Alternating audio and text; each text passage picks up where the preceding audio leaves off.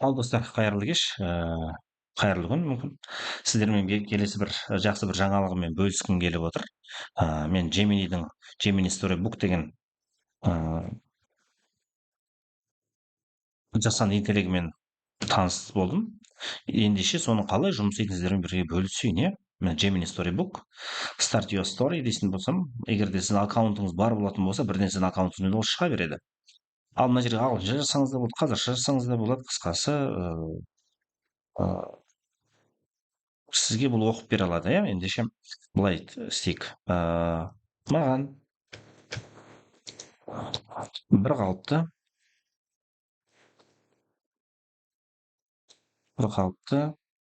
және бір қалыпты емес және бір қалыпты емес қозғалысқа бүйтіп жазайық, қозғалыс. мына жерге нені қояйын, тақырып екенін білдіру үшін былай жазайын. Бір қолмен жазғаннан кейін осылай болып тұр менде. Бір қалыпты және бір қалыпты емес қозғалыс тақырыбына 10 беттен тұратын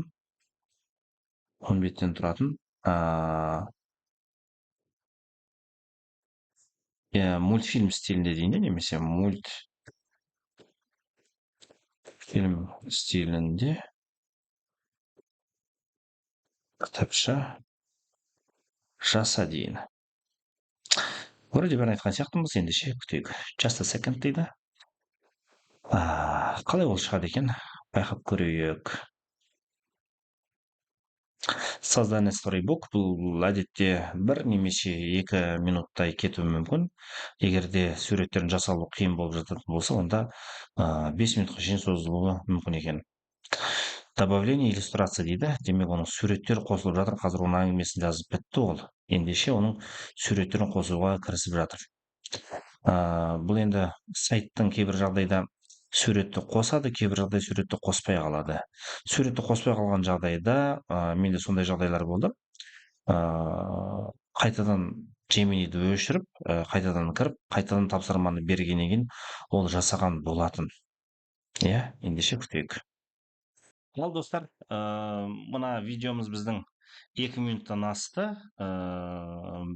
Бір 7-8 минуттың ішінде бір ойланып па, жаңағы бітірді. Алғашқыда менде сәтсіз болып қалған болатын, бірақ енді бітірді Аллаға шүкір. Ендеше осының нәтижесімен сіздермен бөлісейін деп отырмын. Жәрмеңкеге сапар деп аталды. Бай Алтаев Нұрлан. Мына жерде Алтаев Нұрлан деген себеп мен жазған жоқпын. Бұл мен аккаунтымда жазылған атым осылай еді, солай бұл қабылдады. Ендеше жәрмеңкеге сапар. Ертегіміз Қайрат ағай мен Желдібек деген 2 дос туралы.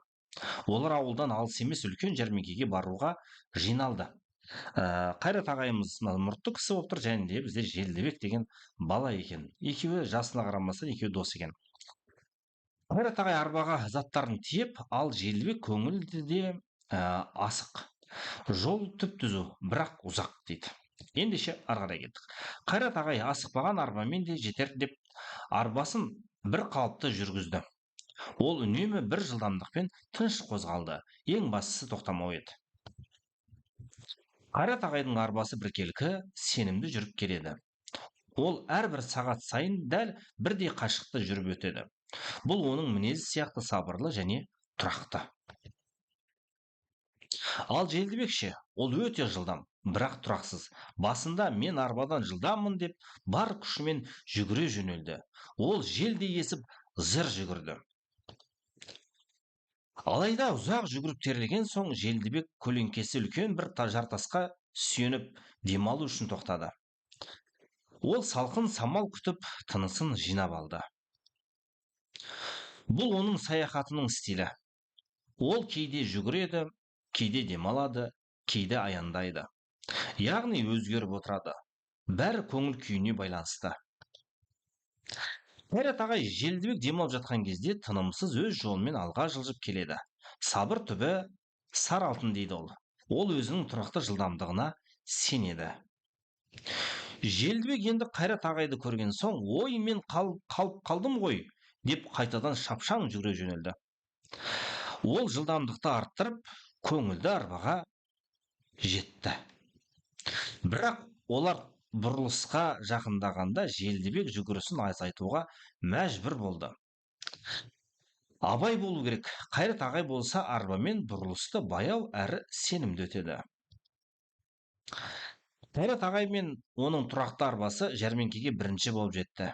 Желдібек те бірақ кейін шаршағанына қарамастан көңілді жетті.